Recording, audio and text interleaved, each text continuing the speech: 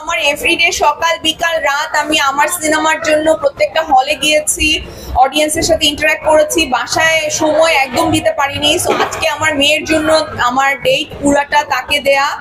So আজকে আমরা সকালবেলা মানে দুপুরের দিকে বের হয়েছি, লাঞ্চ করেছি বাইরে, একটু শপিং ছিল সেটা করেছি, তারপরে আমরা সিনেমা দেখতে আসলাম। প্রথমে উৎসব দেখলাম, উৎসব দেখে আমি আর আমার মেয়ে দুজনই ভীষণভাবে মুগ্ধ হয়েছি।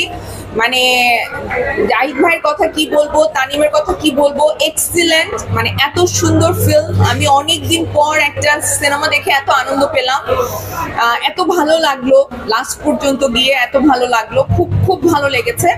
আর এখন ইনসাফ দেখবো, সো বেশি সময় নেই হাতে, এখন আমাদের শোটা শুরু হয়ে যাবে। কেমন লাগলো উৎসব? উৎসব কেমন লাগলো এটা বলো। কেমন ভালো? ও অনেক কম কথা